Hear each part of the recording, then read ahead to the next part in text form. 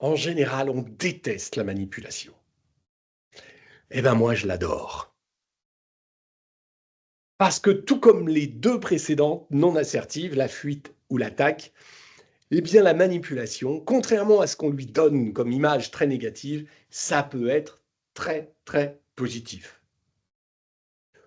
D'ailleurs, je vais vous avouer qu'il y a des gens qui m'ont manipulé dans ma vie. J'aimerais bien qu'ils recommencent parce que c'était vachement bien. Mais bon, ça reste entre nous. En fait, l'idée est simple. D'abord, je vais vous expliquer pourquoi on a cette image si négative de la manipulation. En fait,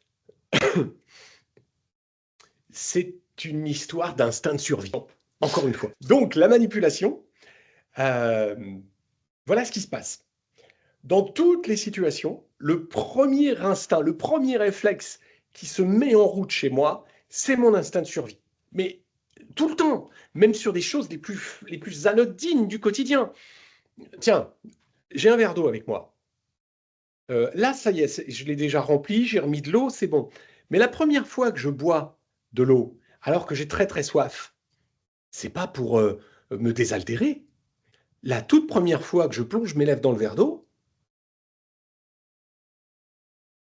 c'est pour goûter si l'eau n'est pas glacée, ou brûlante, ou salée, ou de mauvais goût.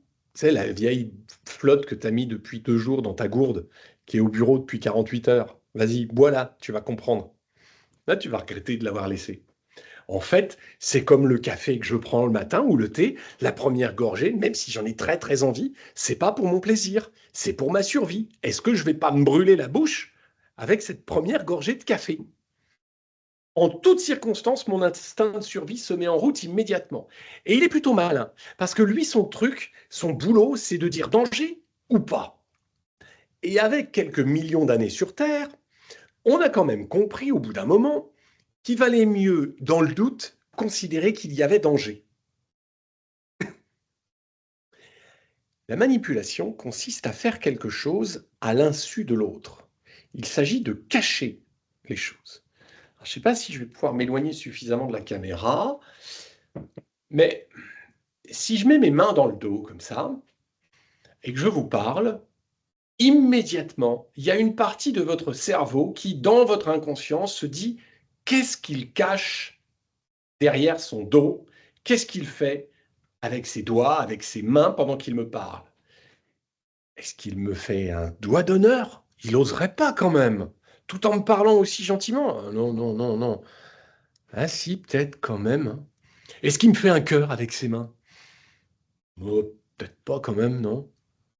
Pire, est-ce qu'il cacherait pas un flingue?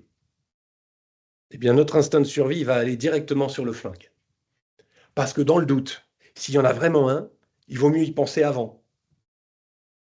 Puisque 100% des gens qui se sont fait tirer dessus regrettent de ne pas y avoir pensé avant en général, hein, d'après une statistique récente. C'est comme ça que ça se passe. Notre instinct de survie nous dit tout de suite, ouh là là, il y a un doute, il nous cache quelque chose, donc il y a danger.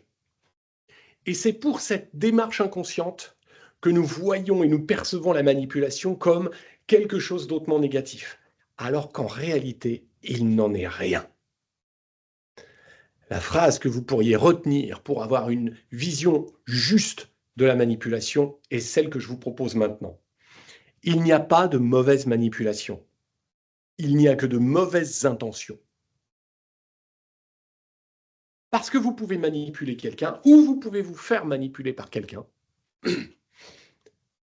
dans votre intérêt et de manière bénéfique.